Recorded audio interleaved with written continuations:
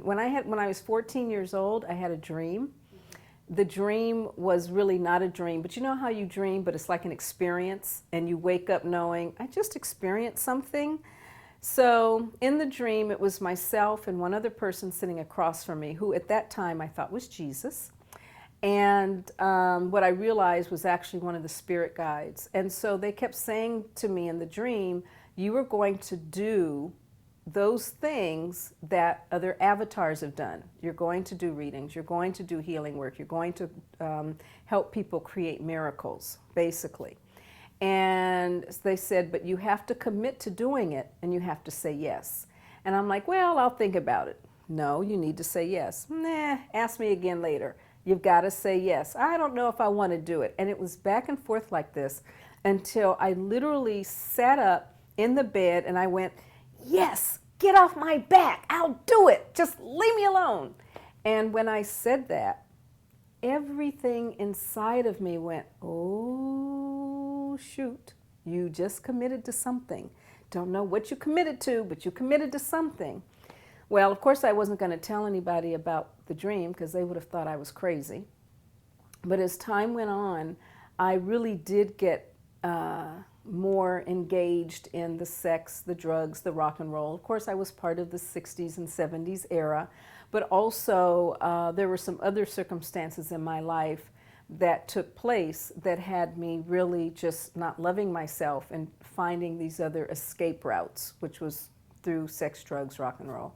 And I did become a drug addict from my perspective. I took every and any kind of drug there was, except heroin. I didn't do that. And I took drugs every day from the age of 16 all the way through my college years, even as a person who worked at Wells Fargo Bank as an executive. Every day I'd get high. Nobody knew it, but in any event, it was those experiences that where in one case I had taken some acid. The acid had me getting so high and higher and higher and higher until I begged in that moment, if I can come down right now, right this second, I swear I won't do acid anymore. And I hadn't even reached the peak of my high, and immediately it stopped. And I was sober. I mean, like bone cold sober. And I went, okay, there's something to this. And I immediately decided, maybe I need to leave the acid alone. So I didn't touch it anymore. And then through other different experiences, one by one, I stopped smoking weed, I stopped the hash, I stopped the opium. The last thing to go was the coke, but I even stopped that too. I was addicted to freebasing. I guess now, what is it called? Crack? I guess so, because I used to smoke it. And I got my supply, I always got my drugs free. So I don't ever remember paying for any of it. And so the person who supplied me was out of town, and when I ran out after one day, I went into withdrawal.